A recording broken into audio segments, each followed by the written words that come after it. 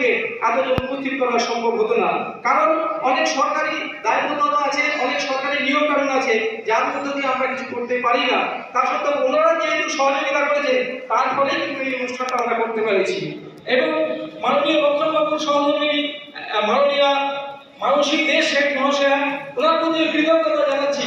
উনি যথাসময়ে আজকে আমাদের ওনার অমূল্য সময় দিয়ে আজকে উপস্থিত হয়ে আমাদেরকে এই অনুষ্ঠানকে সাফল্যমণ্ডিত করতে সহযোগিতা করেছেন, ওনাকেও আমরা ধন্যবাদ জানাই। ধন্যবাদ জানাই মাননীয় সুমিত্তম শেখ মহাশয়কে, যিনি আমাদের হতিয়া সার্ভিস সোসাইটি গাইডলাইন তৈরি করে আমাদেরকে আমাদের মতো করে বিভিন্ন সময় সহযোগিতা করেন পথ চলার ক্ষেত্রে। সেই জন্য ওনাকেও আমি অবশ্যই ধন্যবাদ জানাই। ধন্যবাদ জানাই আমাদের যিনি প্রকাশ চন্দ্র পাল, যখন উনি হচ্ছেন বোর্ড অফ ম্যানেজমেন্টের মেম্বার এবং সরকারি আধিকারিক ডিআইসি, আমাদের যে পূর্ব মেদিনীপুর জেলার যে ডিআইসি মার্কেটিং ম্যানেজার, ওনাকে অবশ্যই ধন্যবাদ জানাই।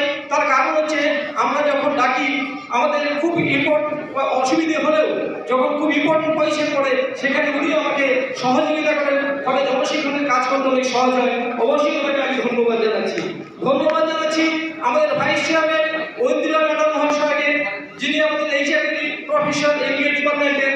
সেই ঐন্দ্রিলা ম্যাডাম উনিও আমাদেরকে যথেষ্ট সহযোগিতা করে আজকের এই অনুষ্ঠানে আসার জন্য ওনাকে ধন্যবাদ জানাই। ধন্যবাদ জানাই মাননীয় সুমনা পাহাড়ি মহাশয়কে, যিনি এত বড় একটা প্রশাসনের কাজ করেন।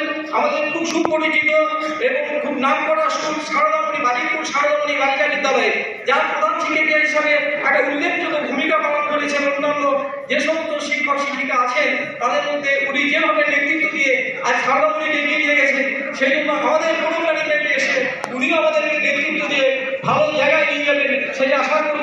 ওনাকে